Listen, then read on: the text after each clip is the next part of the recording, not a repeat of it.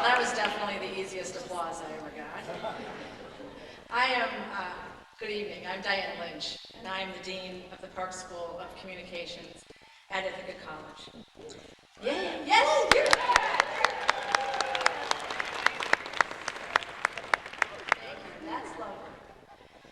It is my pleasure to welcome you tonight to the awards ceremony of the first annual Izzy Award, presented by the Park Center for Independent Media, in honor of our country's most exceptional and significant independent journalists.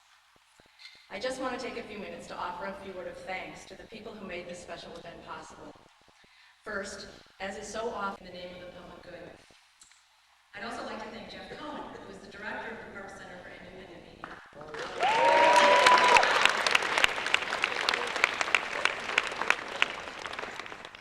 Jeff's energy, his vision, and his commitment to journalism prompted him to establish the Izzy Awards. As you may know, Jeff has been the director of the Independent Media Center for less than a year. How's that for results, huh? And already he has brought his own brand of passion, talent, and journalistic productivity, literally, to the project, putting it on the national map in important and influential ways. This warm crowd shows that we live in a community that really treasures independent journalists and independent media. You know, there'd be no Park Center for Independent Media and no Izzy Awards, along with the Park Foundation, if not for the vision of our Dean, Diane Lynch. Let's hear it for her.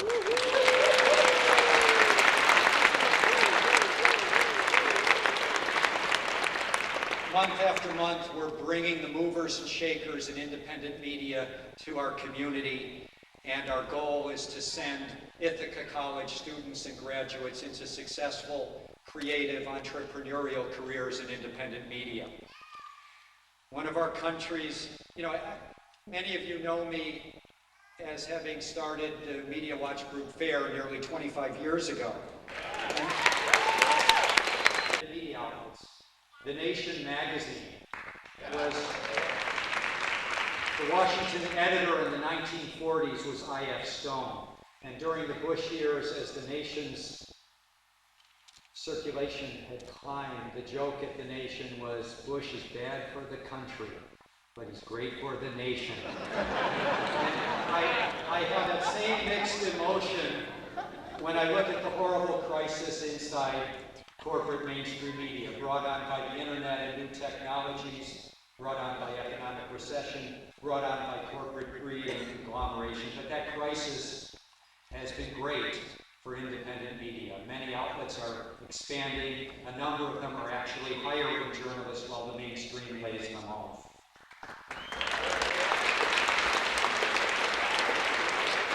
The other group is Friends of Democracy Now!, which puts it on Public Access Channel 13.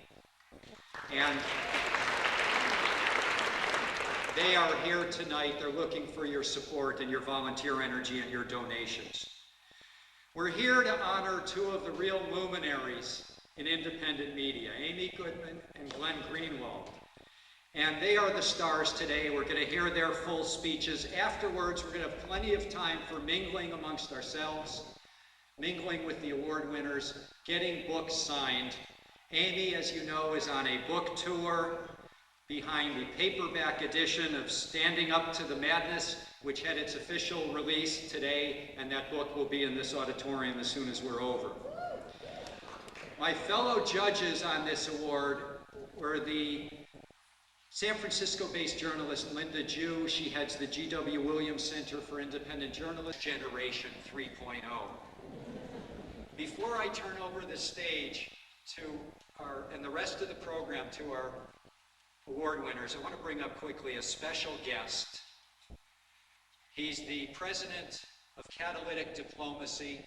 He's been a lifelong advocate for arms control and international diplomacy and peace, human rights, the environment, as the head of the Federation of American Scientists for 30 years.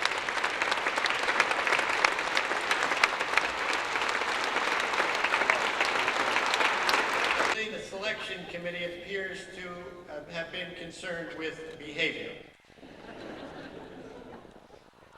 resembling Izzy in behavioral terms doesn't lead to an easy life. His capacity for thinking independently and acting on principle isolated him from just about everyone. In the McCarthy period, because he spoke in defense of Jeffersonian principles, people were afraid to be seen with him. When he supported the rights of Palestinians, Jewish institutions wouldn't invite him to speak. And when the National Press Club refused to serve his black guest, Judge Hasty of the Virgin Islands, he quit the club, isolating himself from his colleagues. He often said that he was so happy in his work that he should be arrested. But the truth, and indeed in his lifetime, he moved on to become an icon. Last year, Harvard's Nieman Foundation for Journalism began awarding an annual I.F. Stone Medal for journalistic independence, with a follow-on panel for strengthening this independence. So 2 decades after his death, he even became a fulcrum for journalistic independence. Now, following the I.F. Stone Medal of 2008, comes the Izzy Award of 2009, with different criteria, but a common goal. In conclusion, I.F. Stone once said that he resembled nothing more than a great Jewish bullfrog. So with this in mind, I want to congratulate the awardees on 2 grounds. Their prize-winning resemblance to I.F. Stone in behavioral terms, and their abysmal failure to resemble him in person.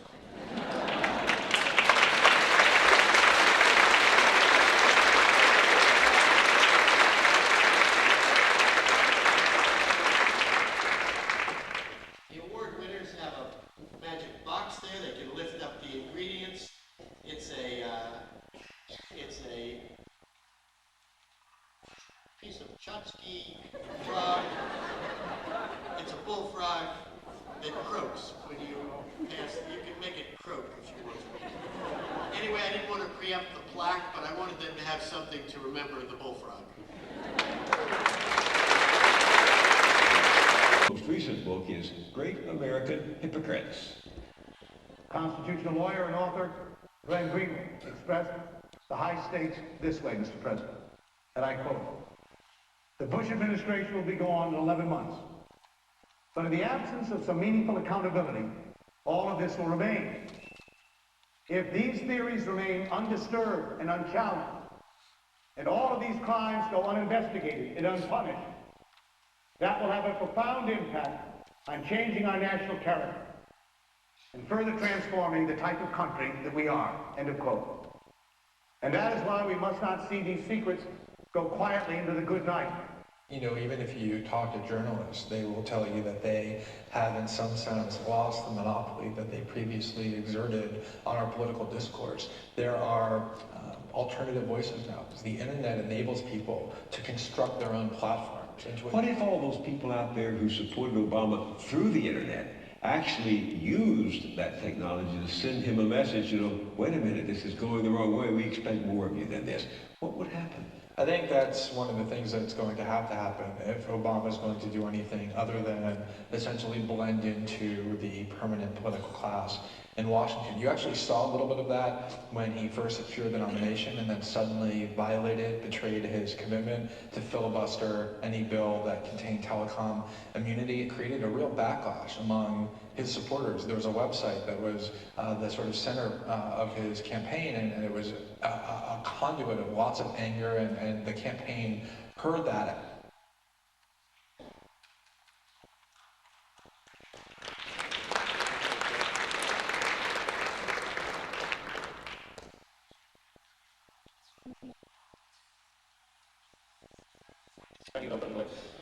Named key officials more quickly than any president in memory, he has not filled critical intelligence posts. In one case, bloggers have managed to derail the man he apparently wanted to head the CIA. Chief Washington correspondent Jim Angle reports.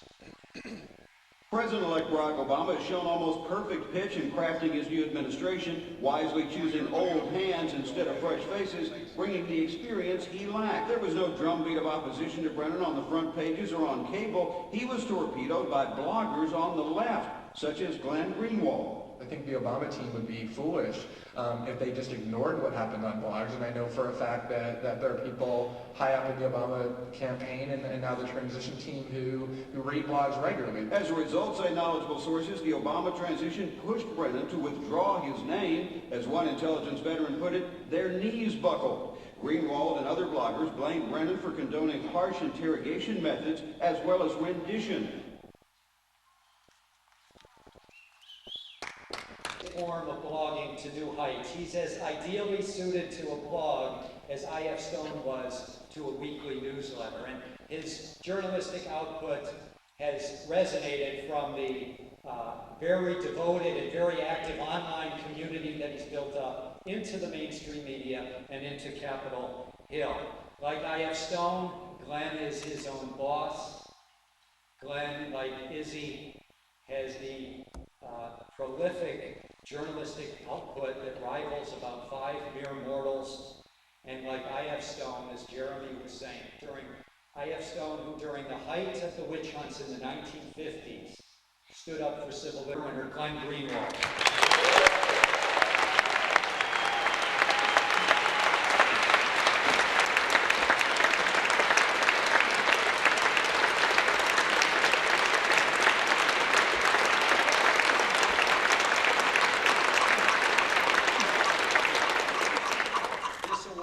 Similar to the language on the award I will soon be handing to Amy, it says, "The intrepid spirit of I.F. Izzy Stone is alive and thriving in the tireless daily efforts of Glenn Greenwald." Congratulations.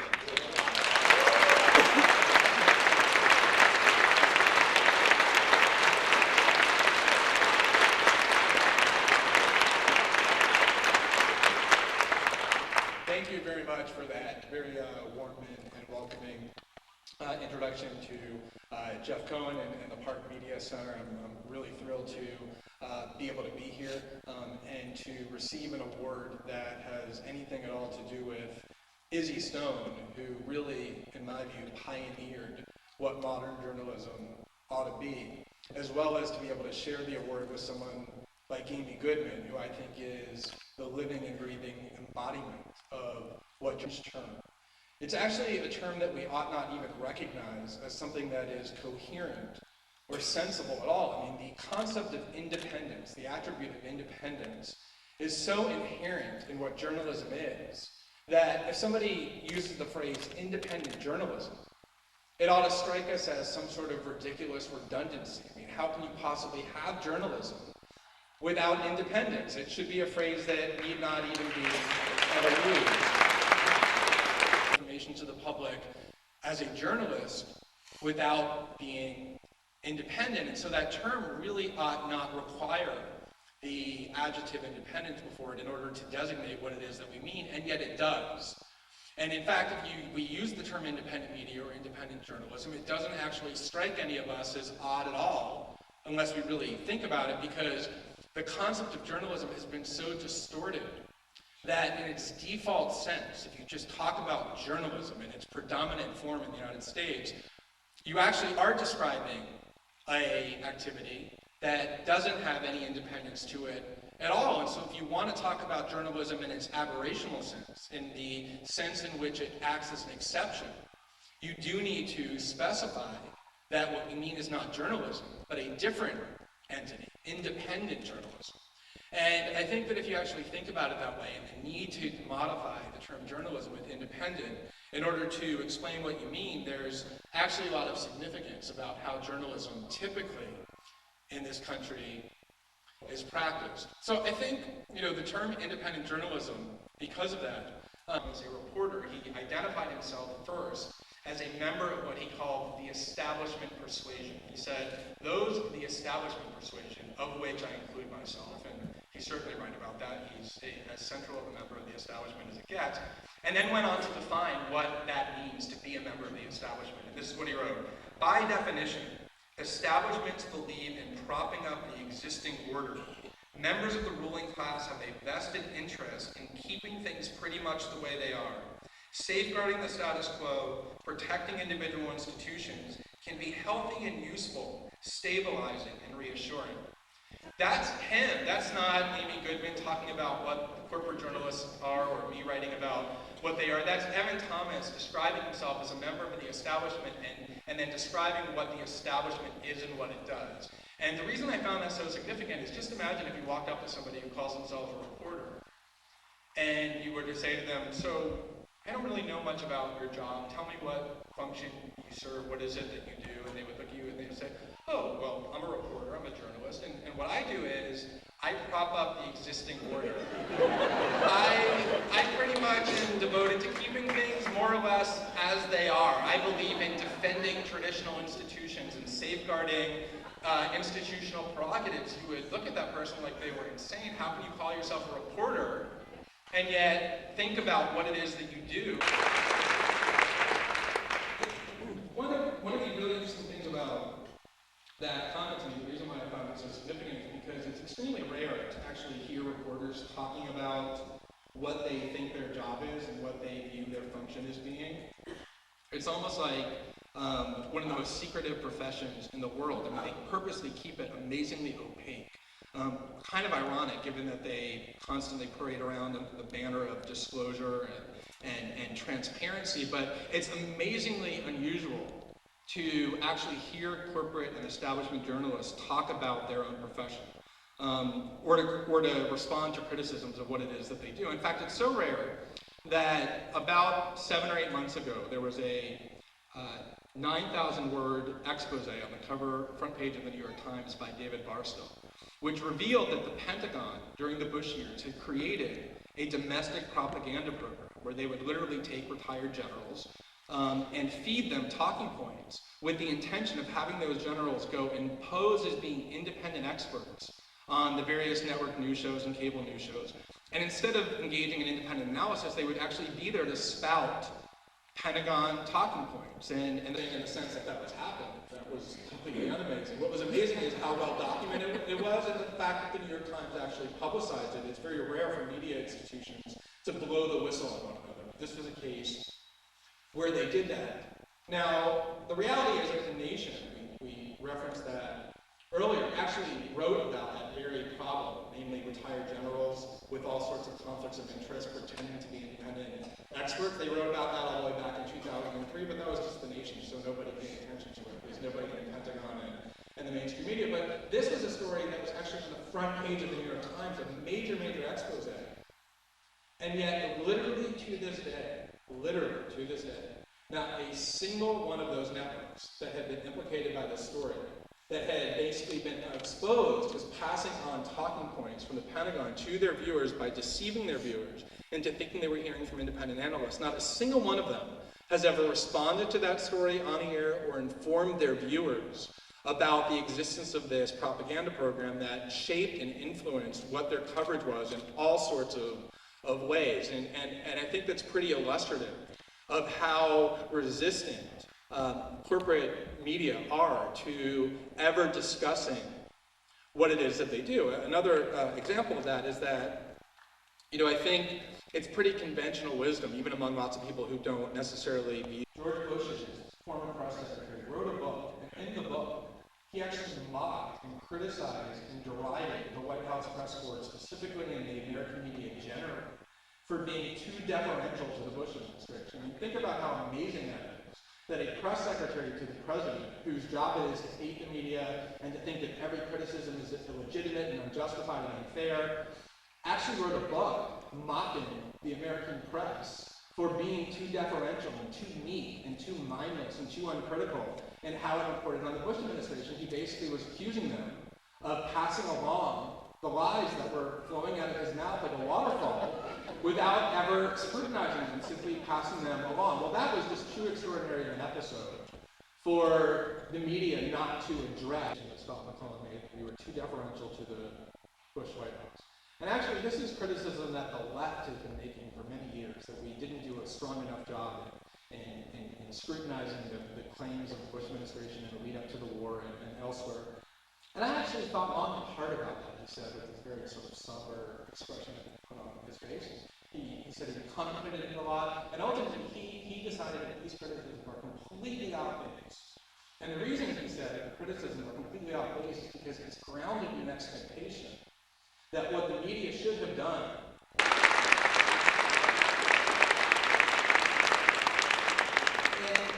and you know, interestingly, it's not an aberration. Right around the same time, Charlie Gibson and Brian Williams went on the Today Show to promote some sort of charity that Katie Couric had convinced them to go for.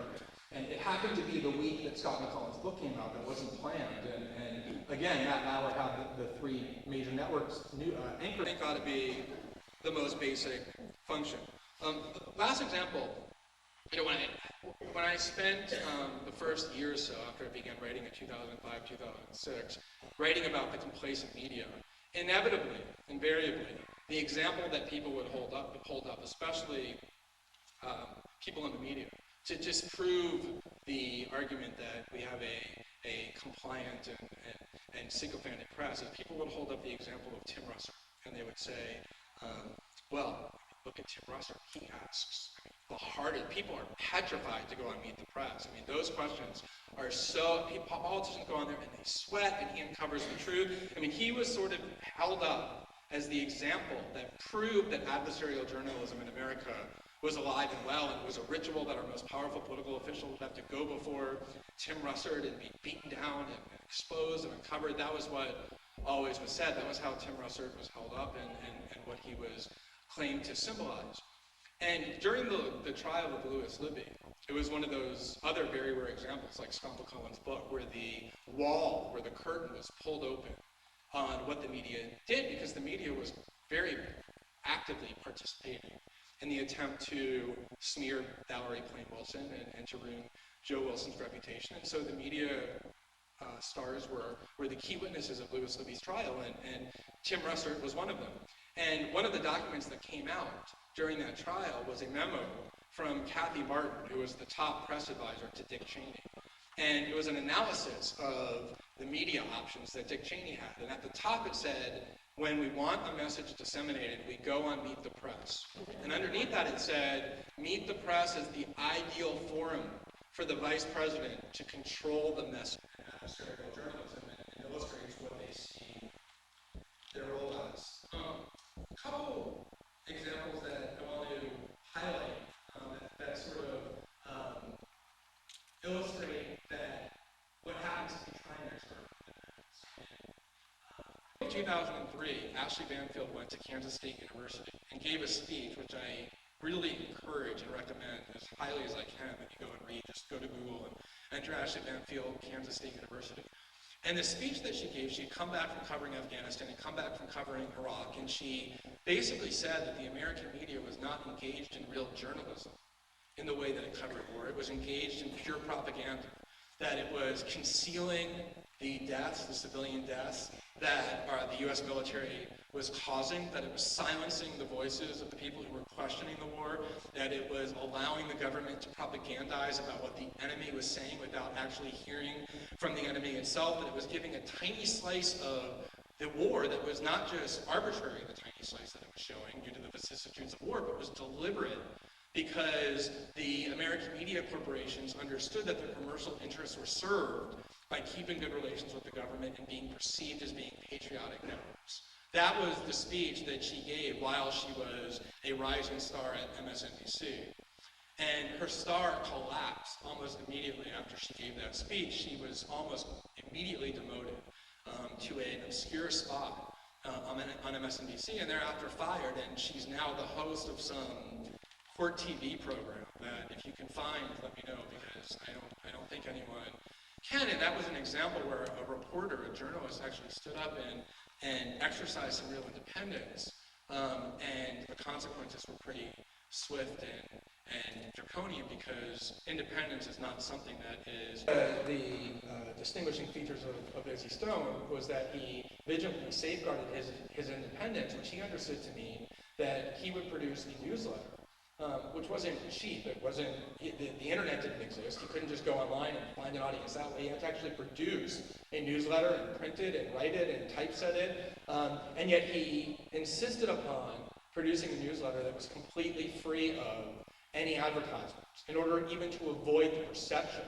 that he was beholden to any interest. And I think if you look at what mainstream establishment journalists are, it's not hard to understand why they do what they do. I mean, they work at the largest corporations.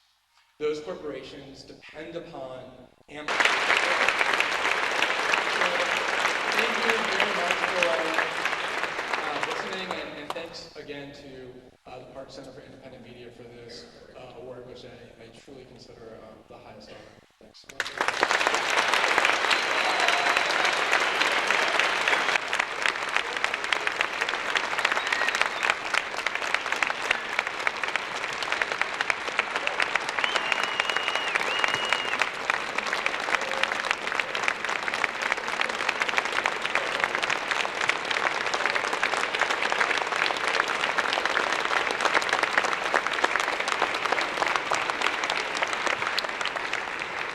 But an Amy Goodman of Democracy Now! Will never show up on Meet the Press.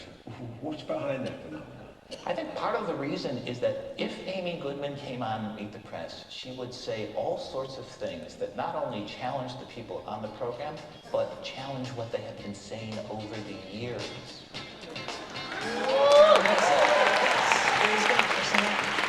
Two American newsmen badly beaten, Mr. Alan Lale and Mr. Amy Goodman. The Indonesian army converged in two places. Hundreds and hundreds of troops coming straight at the Timorese. When they came,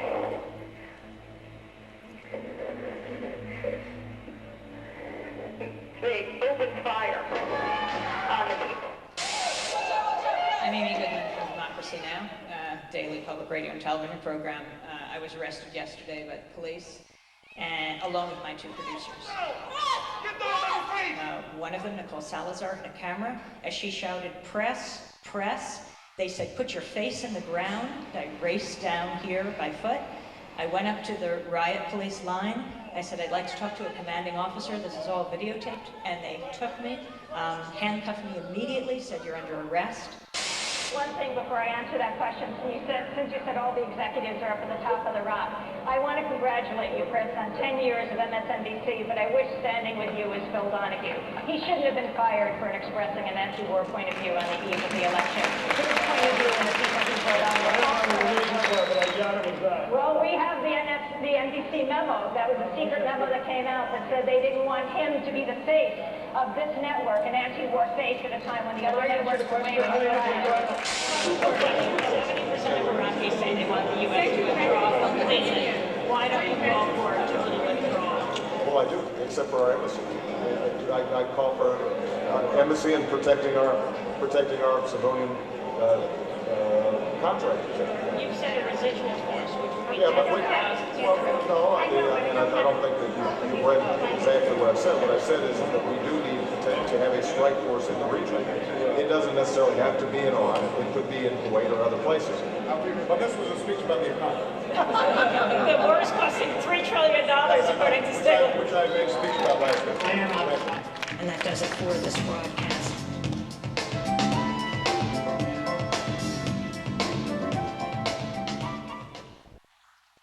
And I.F. Stone would not likely be invited today, but if he were alive today, like the I.F. Stones that are operating today, we know that he would have a regular forum for his reporting and analysis on a program called Democracy Now! He comes back and Jeremy says, "Amy, where's your office?"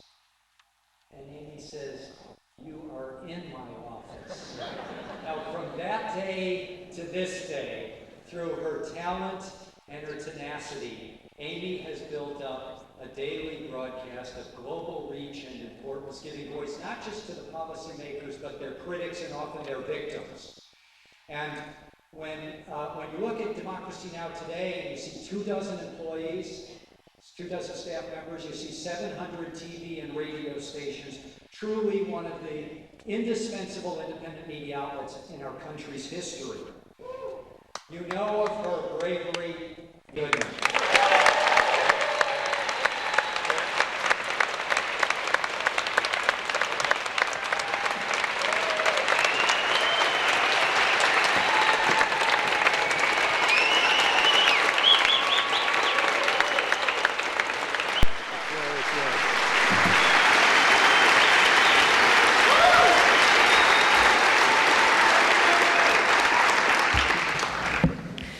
Wow, what an honor it is here to be here with, well, my fellow honoree Glenn Greenwald, to be here honored by the Park Center for Independent Media, to be here with Izzy Stone, I.F. Stone's family.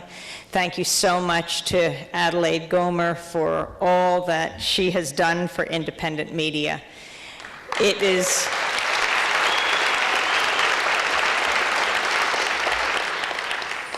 I wanted to give a little context to the video that you saw that actually includes Jeff Cohen, who I'd also like to thank tonight. That part of the video that showed Chris Matthews, it was the 10th anniversary of MSNBC. Usually he's in a studio in Washington and has his guests on by satellite around the country. But that day was special, and so he had come to New York to do the broadcast for several hours from Rockefeller Center. Upstairs at the top of the rock, as they call it, the executives were celebrating 10 years of MSNBC. And for that special, that afternoon, he'd invited 4 people on. Brian Williams, the news anchor of NBC, the Israeli ambassador, and to my surprise, me, and to be debating the right-wing radio commentator Smirkonich of Philadelphia.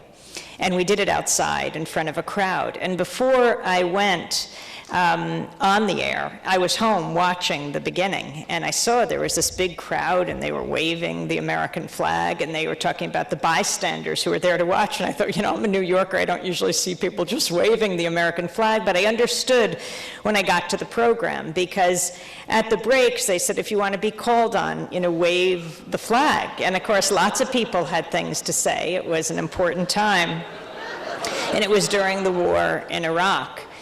And just as they were coming out of a commercial, one of the producers said to Chris Matthews, said, why don't you do a shout out to the executives at the top of the rock and say you'll be partying with them later, because it was the big celebration of MSNBC.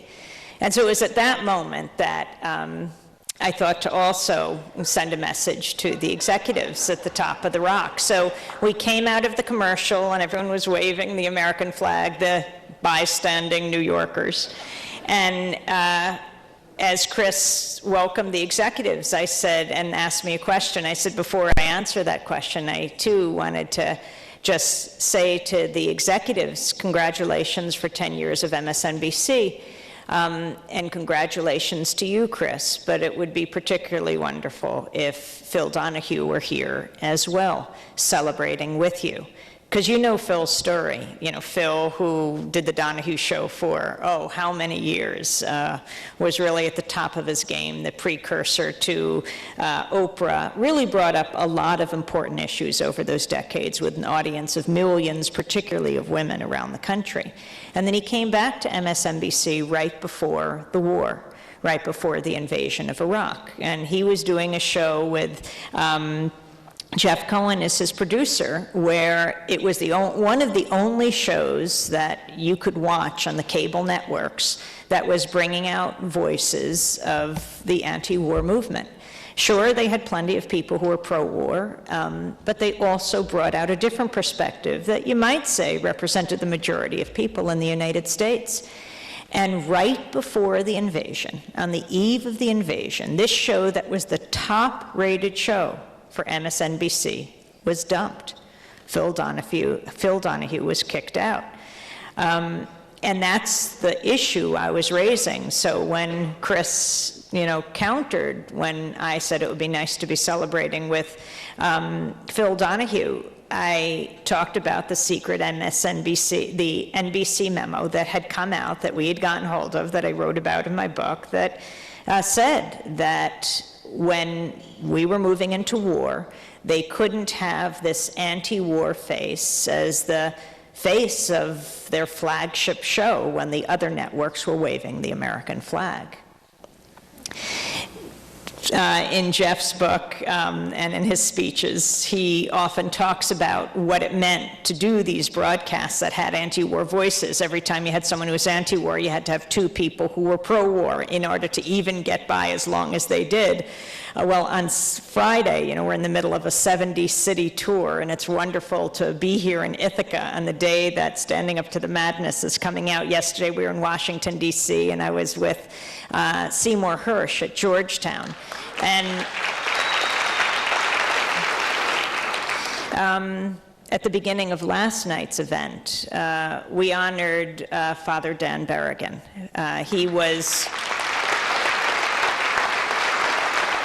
He was too ill to come out last night to the Jesuit university that was honoring him, Georgetown. But, you know, I can't say enough about what the movement of resistance that he represented has meant for this country, and how shameful it is that he is rarely, and those voices, like Peter DeMott's here, a voice that we will sorely miss, are so rarely heard in the media, these brave souls who've risked years in jail to bring out a different view of America to the rest of the world, one that deeply believes in turning swords into plowshares. I think that is an image of America that would certainly increase our national security and our national standing in the world.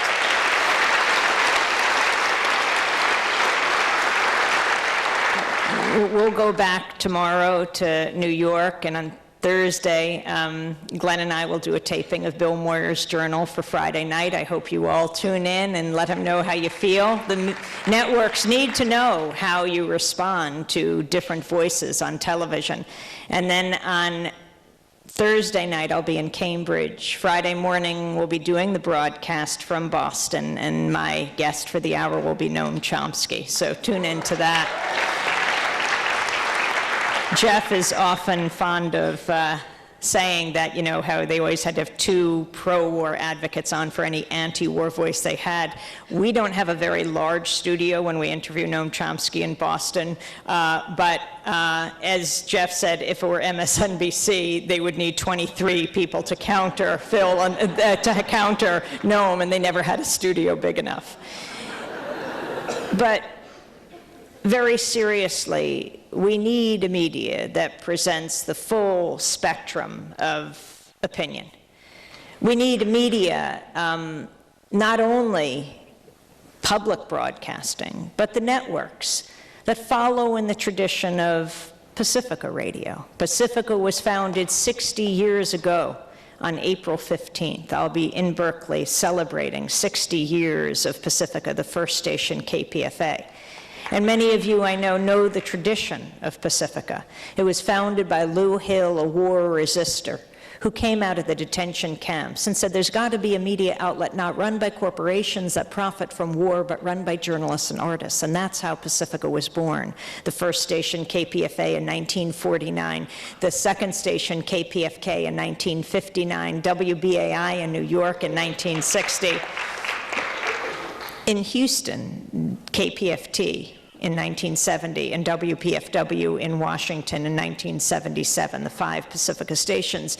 KPFT went on the air in 1970 in Houston, Texas. It's the only radio station in the country. Within a few months, it was blown up by the Ku Klux Klan. They strapped dynamite to the base of the transmitter, blew it to smithereens. The silver lining was that, you know, obviously Pacifica doesn't have money for advertising. It certainly blew it into the consciousness of the potential listeners of Houston. And when they got back on their feet, when they rebuilt their transmitter, the Klan blew it up again. Now, I don't know if it was the Exalted Cyclops or the Grand Dragon. I often confuse their titles. But he said it was their proudest act. And I think that's because they understood how dangerous Pacifica is. Dangerous because it simply allows people to speak for themselves. And when you hear a Palestinian child or an Israeli mother, when you hear an Afghan grandma or an Iraqi grandfather, you say, it sounds like my baby, it sounds like my bubba. It sounds like someone I know. You don't have to agree with everything you hear, but we need a media that builds bridges between communities, doesn't advocate the bombing of bridges.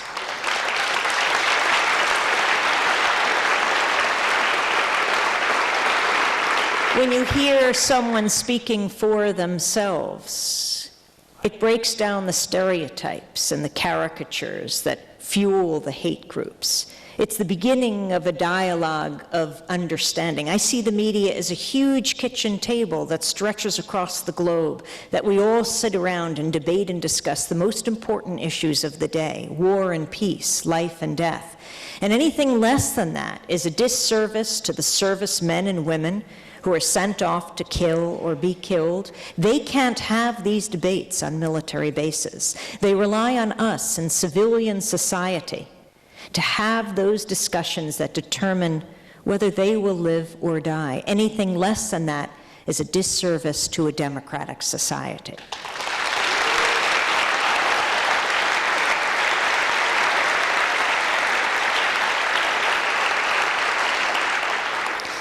In the lead up to the war in Iraq, Fairness and Accuracy in Reporting, the group that Jeff Cohen founded, did a study of the 2 weeks around Colin Powell, then Secretary of State, giving his push for war at the United Nations, February 5th, 2003, the 2 weeks around that. They looked at the 4 major nightly newscasts: the NBC Nightly News, the CBS Evening News, ABC World News Tonight, and the PBS NewsHour with Jim Lehrer, the 4 agenda-setting news hours in this country.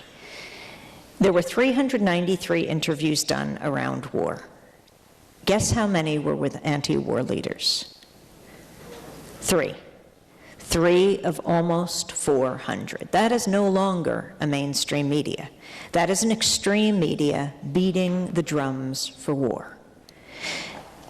You know, those who are opposed to war, those who are opposed to torture, are not a fringe minority, not even a silent majority, but the silenced majority, silenced by the corporate media, which is why we have to take it back.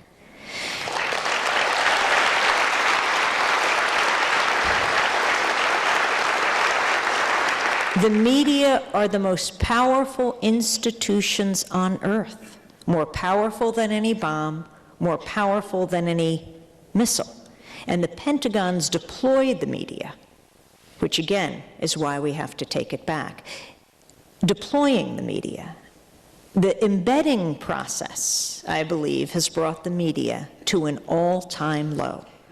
Reporters embedded in the front lines of troops in Iraq or Afghanistan. What about reporters embedded in Iraqi hospitals and Afghan communities and the peace movement around the world? That gives you a full picture of war, not to mention the problem with reporters embedded in the establishment in Washington. We need something else. There is a reason why our profession, journalism, is the only one explicitly protected by the US Constitution, because we're supposed to be the check and balance on power. We're supposed to be holding those in power accountable. My brother David and I have written 3 books together. He's a journalist. He lives in Vermont. The first is called The Exception to the Rulers, exposing oily politicians, war profiteers, and the media that love them. But we call it The Exception to the Rulers. Well, that's the motto of democracy now, but it should be the motto of all the media, the exception to the rulers. The second book is called Static: Government Liars, Media Cheerleaders, and the People Who Fight Back. You know, as Izzy Stone said when asked what students should remember in learning about journalism, he said, governments lie.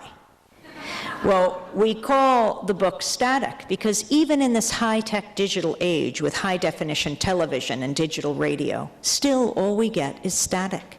That veil of distortion and lies and misrepresentations and half-truths that obscure reality, when what we need is the media to give us the dictionary definition of static: criticism, opposition, unwanted interference. We need a media that covers power, not covers for power. We need a media that is the fourth estate, not for the state.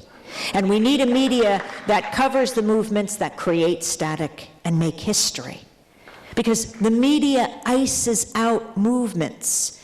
At best, they will take an individual out of the context of the movement they arose from.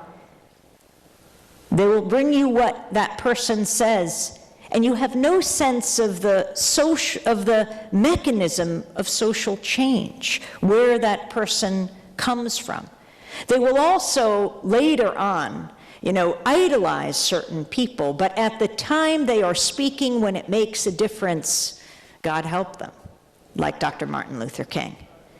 This Saturday is the anniversary of his assassination, April 4th. April 4th, 1968, Dr. King was assassinated on the balcony of the Lorraine Motel in Memphis, Tennessee.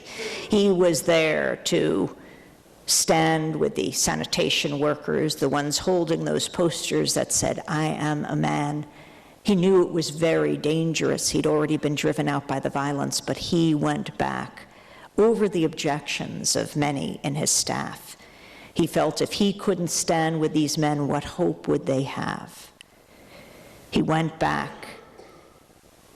He gave that speech, remember, April 3rd at the Mason Temple in Memphis that became so famous. I was recently speaking in Memphis, and a man came up to me, an older gentleman who was young at the time. He said he was sort of a punk on the streets, and his dad said, "You got to come to hear this talk." It was sanitation workers and their families. He said he remembered going into the Mason Temple. It was a driving rain, and he was hearing the staccato ticking of the stiletto heels of the women as they were tapping on the ground waiting for Dr. King. But Ralph Abernathy was there, and he had to call Dr. King, who wasn't feeling well, not planning to come out and say, "Martin, they need you here. They need you here tonight." And he came in and he gave that famous address, the mountaintop address.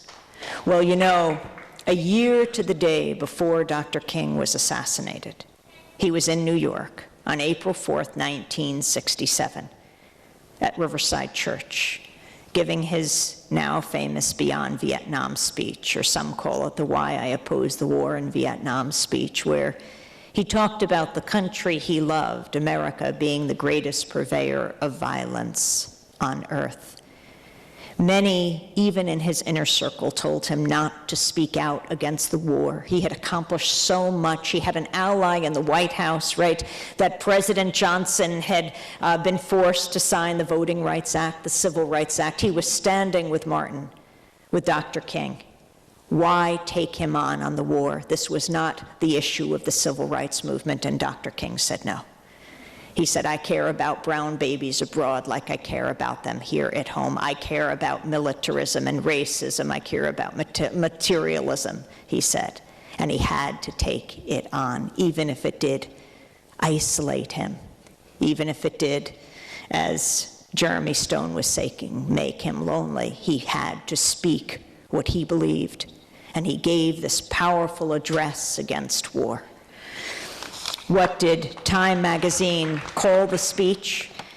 They said it was, quote, demagogic slander that sounded like a script for Radio Hanoi. The Washington Post said Dr. King, quote, diminished his usefulness to his cause, his country, his people. But he wouldn't stop speaking out against that war in the last year. And on April 4th, 1968, 41 years ago on Saturday, he was killed. And when you hear his addresses now excerpted in the mainstream media on the anniversary of his life and his death, you rarely hear him taking on his own government, calling it the greatest purveyor of violence on earth, a lesson we can learn from today. It is not inevitable, it can change. That's why he gave those speeches, to challenge his own country to be better. We need a media that brings out the voices, the powerful voices that are demanding change in this country. On November 4th, this past November 4th, the world experienced not just the national election in the United States, but a global phenomenon, a global event. It was the election of Barack Obama. The first African-American president of the United States, Ali Masri, professor at Binghamton University, Pan-Africanist thinker, said not only the first African-American president of the United States, but the first black leader of the Western world. And he said, what will this mean? Will there be a black prime minister of England, a black president of France? Will it mean a black chancellor of Germany? He said, that's least likely of all. But it was so significant. As I was traveling in Europe around that time, people were paying more attention to the elections in the United States than they were to their own elections or their own politics. It was so significant. Yes, it was historic. And when we saw the Obama family walk into the White House, Barack Obama himself, son of a black Kenyan man, a white woman from Kansas. He's born in Hawaii. He grows up partly in Indonesia, is raised by his maternal grandparents, then in Hawaii, goes to Occidental in California, to Columbia, where he graduates, becomes a community organizer on the south side of Chicago, then becomes the first African-American president of the Harvard Law Review, then goes back to community organizing. Imagine parents will be saying to their children now, maybe you can be a community organizer too.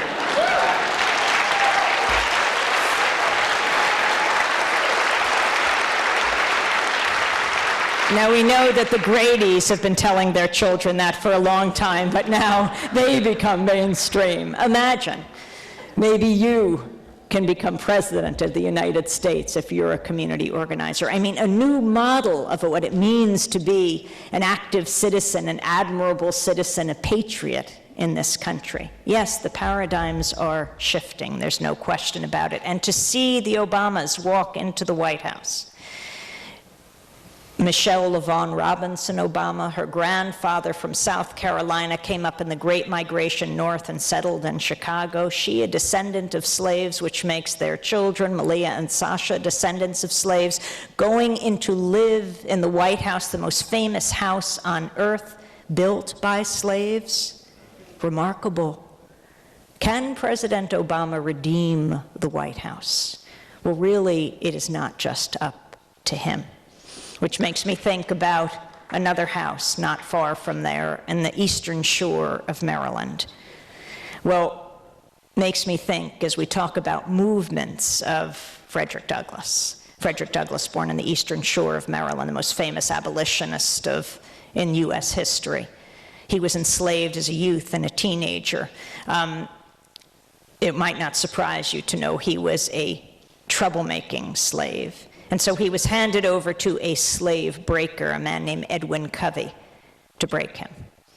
He was in St. Michael's, and Edwin Covey's property was known as Mount Misery. He tortured Frederick Douglass. He beat him, but Frederick Douglass broke away, ultimately headed north, ultimately to this area. And I was just speaking in Geneva, and a person came up to me afterwards. A young woman said, do you want to come with me tomorrow morning before you go to the airport? It was in the middle of a big snowstorm, to Mount Hope Cemetery, where Frederick Douglass is buried. And we went at about 5 o'clock in the morning, and I saw his grave.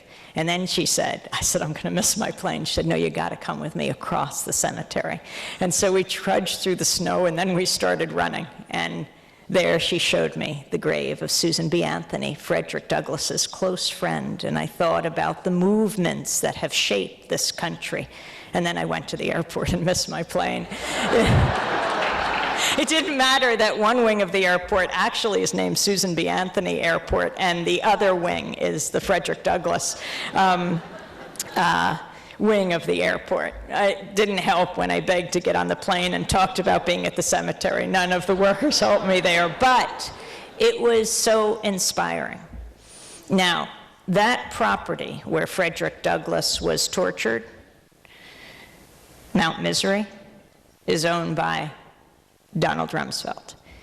He bought it in 2003 as his vacation home to be next to his close friend, Vice President Dick Cheney, who also vacations there.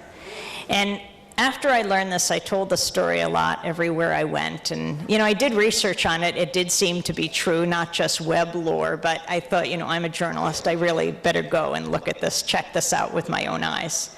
So I headed to St. Michael's with Dennis Moynihan, who's organized this tour and is so important for democracy now.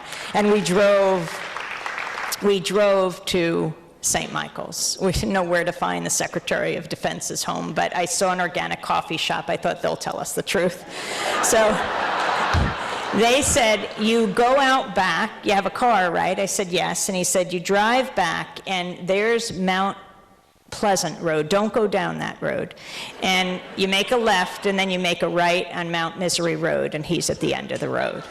So we followed the directions, did not go down Mount Pleasant, and we went down Mount Misery Road. There we could see the black tinted windows of the black SUV, knew it was the Secret Service. We had arrived, and so I got my little video camera and got outside, and I started filming. And as the Secret Service was coming, and I knew it was a matter of seconds before my camera would be taken away, I just zoomed in on a little plaque I saw next to the driveway. And as I zoomed in, I could see the words clearly, in case you had any doubt over whether Donald Rumsfeld knows the history of his property.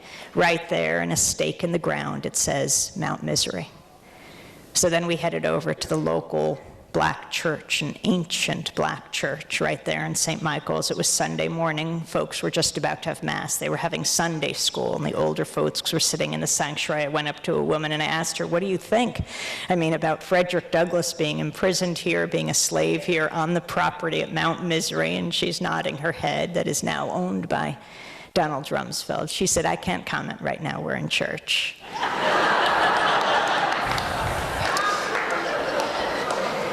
From Mount Misery to Mount Hope, is there a possibility that this country can represent something other than torture to the rest of the world? That is the question. The issue of torture is one that Glenn takes on a regular basis in his writing and his blogging. It is such a critical issue of our time. When President Obama came into office, it was one of his first acts to issue an executive order to outlaw torture, to close Guantanamo within a year. He has not done the same for extraordinary rendition, which is simply White House for kidnapping. Thousands of people have been kidnapped. Yes, not dozens, not hundreds, thousands. A sheikh off the streets of Milan, Maher Arar, the Canadian citizen going through JFK Airport, coming back from a family vacation, not planning to get off in New York, just going through to go home to Canada, taken out of the airport, taken into custody, then sent off to Syria, where he was born, but had fled with his family, hadn't served in the military there, knew that he would be tortured if he was sent there, begged the U.S. authorities not to send him to Syria, which they did in one of those private jets. He wept all the way there, and sure enough, he was put in a grave-like cell. He was held for 10 months and 10 days. He was tortured. He was interrogated, and as inexplicably as he was taken, he was released, a broken man, to Canada. Canadian Judicial Commission did a big investigation, exonerated him fully. The Bush ally Prime Minister, Stephen Harper, held a news conference. Maher Arar was awarded $10 million, and Harper, President Bush's ally, castigated the Bush administration, demanding to know why there wasn't an apology from Maher Arar, why he's still on a terrorist watch list in this country. How is it possible that this is what we represent? How is it possible that this is for national security? Because when you think about it, if an American citizen, if an American official, if an American government official is captured somewhere, what happens when his captors say, I'll do it the American way? No, this is not good for us. It's not good for our national security. And these are the kind of issues that have to be regularly exposed in the media, because when Americans find out, they do care. It does matter. Which brings us to why kids are really the hope, and they can see beyond all of this. In the time that President Bush was finally forced to admit that they didn't have weapons of mass destruction in Iraq, That exposed more than him. You know, if he had a little megaphone on the steps of the White House and intoned WMD, maybe some people would have believed him. But it exposed the entire U.S. press corps. Because it was the press corps, it was the newspapers, the radio, and the television that convinced Americans. This is the problem when you have a media that acts as a conveyor belt for the lies of the administration. The lies take lives. That's why it matters. And when people saw that it wasn't true, they looked elsewhere. And that's where I think independent media has grown in such a big way over these years, because people lost faith in the traditional ways they were getting information. I think it's also part of why Democracy Now! Has grown so enormously in these 13 years, from starting in 1996 on a few dozen community radio stations, now on close to 800 radio, television, public access TV, PBS stations, increasingly on NPR stations, on Pacifica stations. And at this time, I want to thank, as Jeff did, Friends of Democracy Now!, which tapes the program off the satellite and shows them on Pegasus Cable 13 here, 8 noon and 11:30. By the way, it costs them something like $25 a month, so if people want to help, I know they're out in the lobby. And also want to thank Ithaca Community Radio, FM 88.1, broadcasting Democracy Now! 9 to 10, Monday through Friday. Thank you so much for being there for Democracy Now!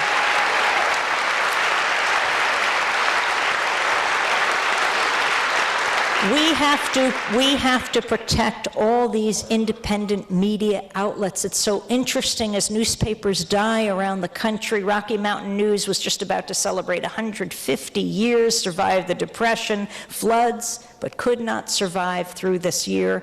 Just came from Seattle 2 days ago. The Seattle Post-Intelligencer has died as a newspaper, a tiny staff that's working on the website. And we're seeing this all over this country. The Philadelphia newspapers, the Daily News, the Philadelphia Inquirer, bankrupt. The Minneapolis Star-Tribune, bankrupt. The Tucson Citizen is closed. I mean, all over this country. And they are all now looking at the model that Pacifica pioneered, the idea of nonprofit media and how important it is. We have to protect our community media outlets, and public access TV is very much under threat. You know how public access was born? It was media activists, independent media activists who understood the power of television and also the power of monopoly. When a cable company comes into town, whether it's Cablevision or Comcast or Time Warner, what do you have here? Time Warner, we have that in New York. One company gets the monopoly because they only want one company to dig up the roads to lay the cable. And in exchange, media activists wrested some public channels, places where you can make your own media. Now with the telecoms entering into delivery of television, they're not offering public interest channels, and now the cable companies that were basically really clobbered into providing those channels are saying this is unfair competition. We shouldn't have to do it because the telecoms aren't having to do it. And we cannot allow public access to die. We have to ensure that the regulation is there, not only for public access TV and for community radio, but also to ensure that the internet remains open and free. We have to ensure network neutrality.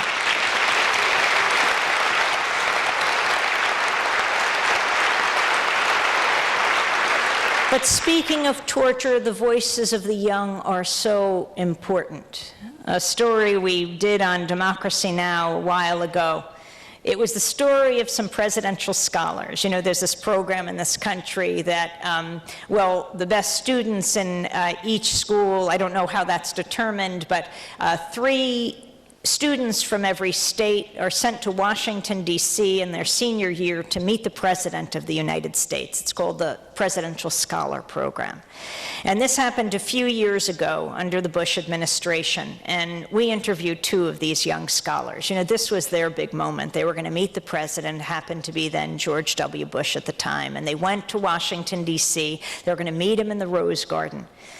We interviewed Marioi and Leah Anthony Librescu. Mari is from Wellesley. She went to Wellesley High. Leah Anthony Librescu went to a high school in Long Island, Hewlett High School. And the night before Mari was to meet with the president, with her other presidential scholars, she thought, oh, this is an unbelievable moment. You know, this is something people want to do all over the country, to say something to the president, and I have this opportunity. So she sat down, organized the other scholars to sit down, and said, why don't we write him a letter? And they worked all through the night, and they hand wrote this letter, and a third of the presidential scholars signed it, about 50 of them. Leah Anthony Librescu was a little concerned about the letter. She thought, what if they confiscate it from Mari? And so she made a copy of it herself, and they signed that letter too. And Mari put it in her pocket, and, well, Leah put it up her sleeve.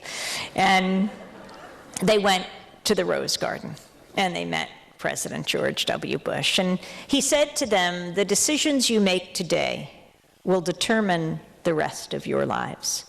And so Mari saw this as her opportunity, and she said, well, President Bush, then we have decided to give you this letter. And he took the letter, and he was about to put it in his pocket, but, you know, it was adorable. And so he said, would you like me to read this letter right now?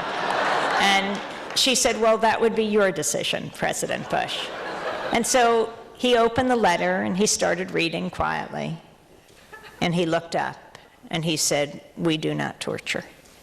And he looked down and kept reading and said, we do not torture. And she said, well then, President Bush, would you unsign the signing statement you signed next to the McCain anti-torture bill, which meant that you don't have to abide by that law?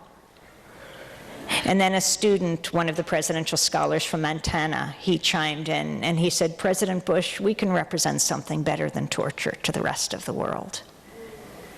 And President Bush put the letter away. Well, Leah Librescu still had her letter up her sleeve, so she gave it to the press. And it became somewhat of a story. Mari was very nervous, but very proud at what she'd done, and she called her mother, who was just coming out of the Holocaust Museum. And when Mari told her what she did, her mother came out into the sunlight with tears streaming down her face, because she had fulfilled her own dream.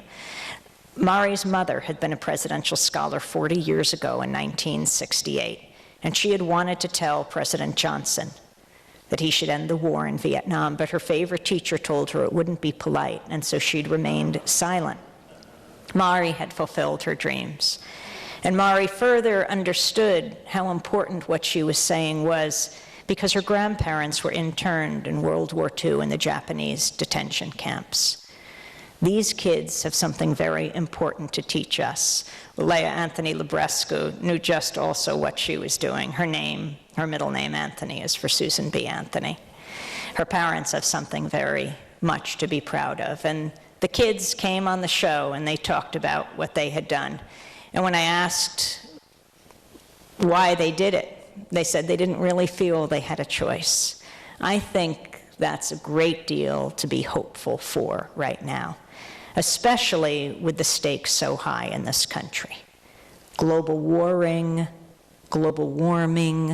the global economic meltdown, the lack of health care in this country, not just for more than 40 million people who are uninsured, but well over 100 million who are inadequately insured. How is it that we're the most powerful country on earth?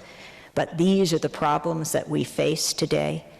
These issues have to be taken on very seriously. In the same way the voices against war were iced out in the lead up to the invasion of Iraq, right now you almost never on the networks hear a voice against President Obama's proposal to expand the war in Afghanistan. We need to break the sound barrier every which way, because these networks may be private corporations, but they are only leasing the public airwaves. They are not theirs. They have a responsibility to bring out the full spectrum of opinion. And in the same way that we rarely hear the voices against war in Afghanistan, remember the reporters, they did their mea culpas. The New York Times had that box on page 810 that said how they got it wrong, the Times in Iraq. They didn't name names, but they said they might have gotten it wrong. These same reporters in the networks, too, are saying we got it wrong, wringing their hands. Where are they now when it comes to questioning what's happening in Afghanistan? And on the issue of health care, FAIR did another study. In the week leading up to the White House Health Care Summit that happened on March 5th, there wasn't a voice in the corporate media advocating single-payer health care, except for those who were opposed to it, who happened to raise the issue. We need to consider the full spectrum of opinion, because right now we are at a key transition when anything could happen. On the issue of health care, I mean, you have the major multinational corporations like General Motors and Chrysler. They are paying more for steel than they are paying more for health care than they are for steel. They are going to Canada because they have single payer, and the companies won't have to pay the cost. They can't compete with foreign companies, car manufacturers, because in those countries they have government health care, and the corporations don't have to bear that burden. There is a level of allies across the political spectrum now that we have never had before. Anything can happen at this moment.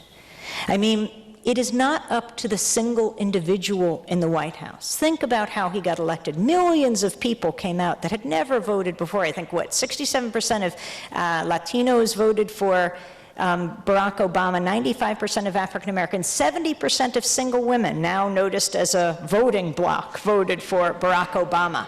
Millions of people gave small amounts of money. Unfortunately, Barack Obama opted out of campaign finance laws, which means it was the most expensive race in history. What will this mean for the future? But millions gave small amounts of money. That's encouraging. But then also a small group of people and corporations gave millions. Who will win out? Those who are used to having the ear of the most powerful person on earth, used to walking the West Wing of the White House? What happens when they whisper in Barack Obama's ear they want something? He has to be able to turn to them and say, but if I give you that, they, pointing outside, will storm the Bastille. But what if there's no one out there? And then there are going to be times where he completely disagrees with those at the grassroots, perhaps those that supported him all along the way. But you have to use him as a model. He is a community organizer. He knows the power of what Frederick Douglass said: power concedes nothing without a demand. Now, two last things. Remember that long train ride that President Obama took, not so long, but a few days before the inauguration, with Michelle Obama on her 45th birthday. It was the Saturday before the Tuesday of Inauguration Day, and they were retracing the steps of Abraham Lincoln, went through Wilmington, Delaware, Philadelphia. They began, went through Baltimore. When Abraham Lincoln did that, he had to be spirited through Baltimore in the middle of the night because it was a secessionist state, and they were afraid he would be killed. And then they made their way to Washington, the Obamas. And I thought in that train ride about A. Philip Randolph. A. Philip Randolph, the founder of the Brotherhood of Sleeping Car Porters, who was the great African-American organizer, organized the March on Washington in 1963. And this story that Harry Belafonte told me on the night of the inauguration at the Peace Ball. Harry Belafonte was very good friends with Eleanor Roosevelt. And she told him that she had brought A. Philip Randolph to the White House to meet with FDR. And FDR just listened as he made his demands for workers in this country, for African Americans. And FDR said to him, I don't disagree with anything you've said, but you'll have to make me do it. Interestingly, Barack Obama told this story himself more than a year ago when he was running for office at a Montclair, New Jersey fundraiser. A friend told me this who was there. She said, there were about 150 people there. It was before he was the phenomenon, before they knew that, this man could take the White House. And he was taking questions, had to leave, and he said, I'll take one last question. And a man stood up and asked him about the Middle East, about Israel and Palestine and what he would do. He recounted the story of A. Philip Randolph. meeting with FDR. And he repeated what FDR said to A. Philip Randolph: make me do it. The story of democracy is a media that allows for the discussion, the debate, the robust discourse around the most important issues of the day, people involved, and then they make their decisions. And we have to protect the media that allows us all to speak to each other in this globalized world. I'll end with this story that you saw for a minute in the videotape, the Republican convention. Democracy Now! Was there, like so many thousands of people, we and many reporters, to cover both the Democratic and Republican convention. The first day was Labor Day. We covered this mass anti-war protest in the morning, deeply moving as it was led by veterans of the Iraq and Afghanistan wars. They were in uniform, they were opposed to war, some were refusing to go back, some were refusing to go for the first time. But they wanted to serve their country, and they felt marching from St. Paul City Hall to the Excel Center, where the Republican convention was about to open, was their best way to express their patriotism. They led thousands of people, more than 10,000 people in a peace march. We covered it all. And then in the afternoon, I went to the convention center to interview delegates from the hottest state, from Alaska. And my colleagues, Sharif Abdel-Quddus and Nicole Salazar, went to the office to digitize tape for the next day's show. Our special broadcasts through the conventions were called Breaking with Convention, War, Peace, and the Presidency. And they saw there was a protest outside at Jackson and 7th. They ran down to cover it with their camera, with a microphone. And that's when, that's when I got a text message on my cell phone on the floor of the convention saying that Nicole and Sharif were hurt, they had been arrested. We raced off the floor of the convention. My credentials that allow me to interview presidents and vice presidents and the cameraman, Rick Rowley of Big Noise Films, we ran through St. Paul to get to Jackson and 7th, to get them freed before they'd be processed. We didn't want to lose them for the week. No, we didn't want them to be arrested. You know, that's not what should be happening to the press. When I got there, the police line was, the riot police had things fully under control.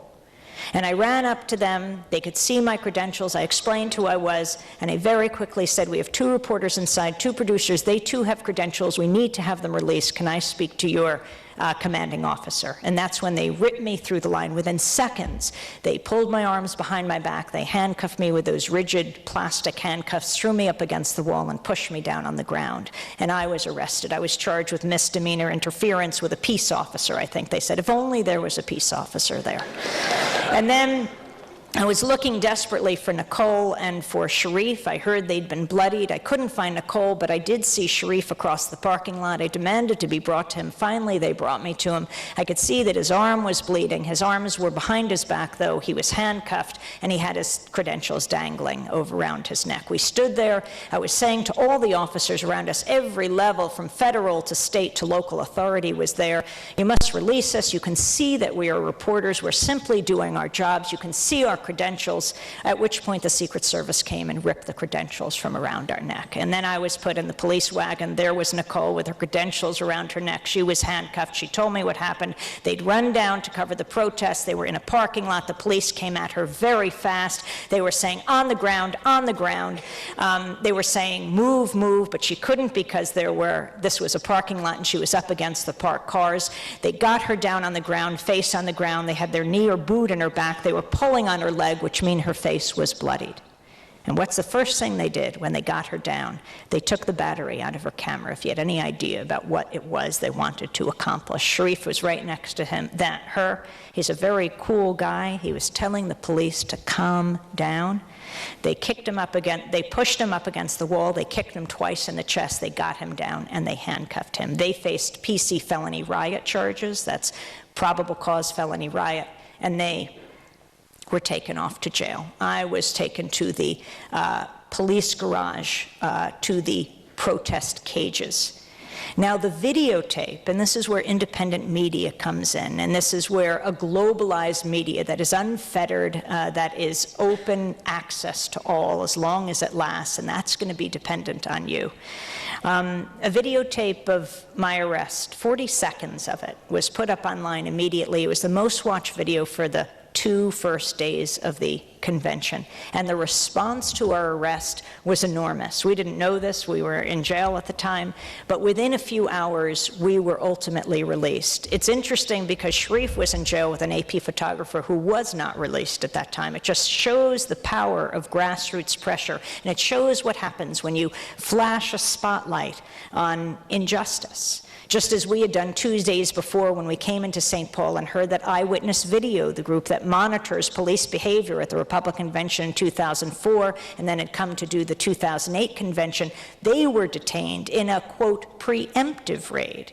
You know, Tom Cruise, Minority Report, I don't usually recommend Tom Cruise's movies, but he's arrested for pre-crimes. That's what we were talking about over and over again in St. Paul. Extremely chilling.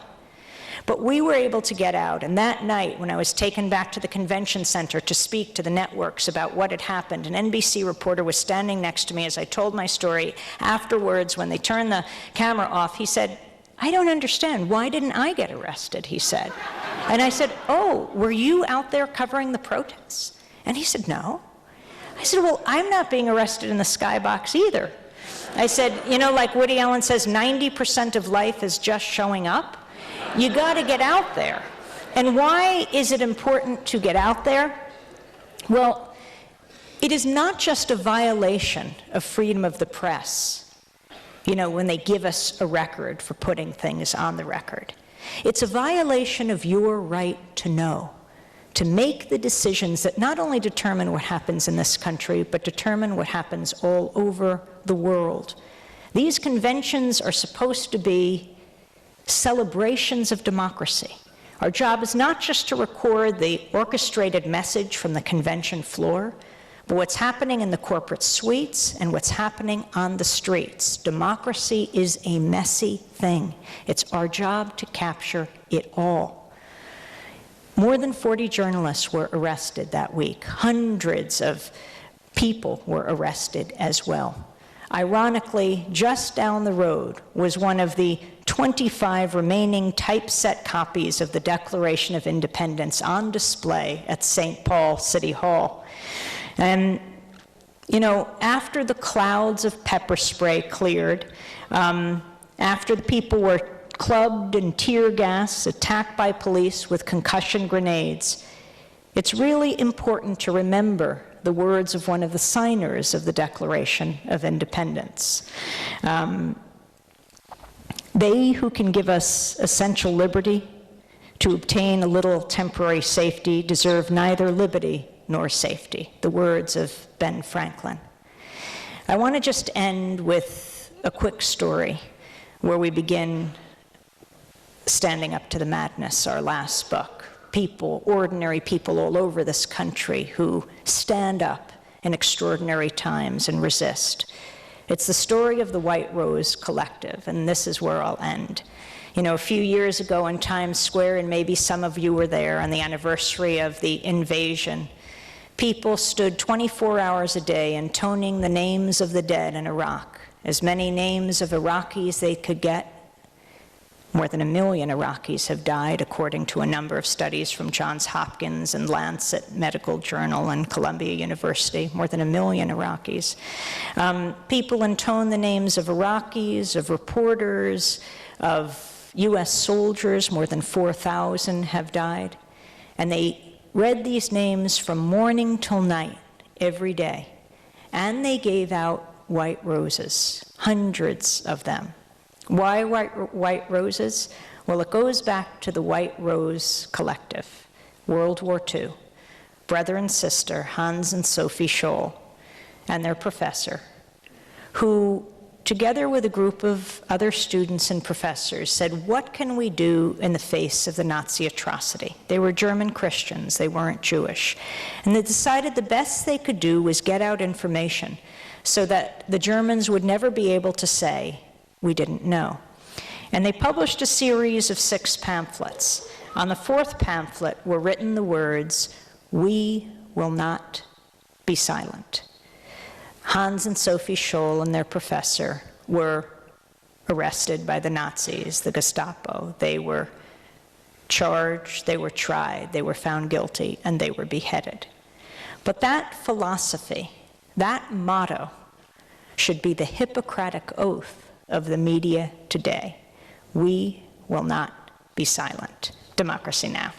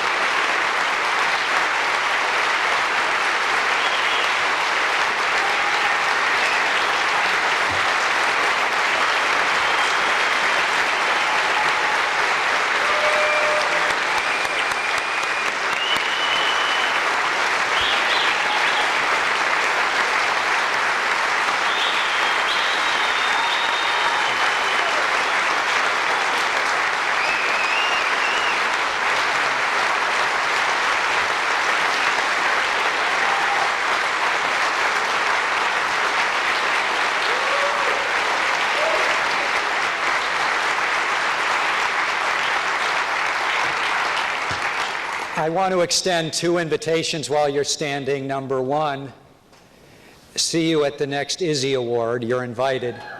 And two, Glenn and Amy are going to sign books at the back. The books are on sale out in the lobby. And we have a special offer, since this is the official release of Amy's new paperback, Standing Up to the Madness. You buy 2 copies of that book, and you get this is the commercial part of the day, you get a free DVD of Amy interviewing Noam Chomsky, Seymour Hersh, and other towering figures of the day. Thank you so much for coming. We're going to satisfy the hand-picked paparazzi, and then we'll be mingling. Don't go anywhere.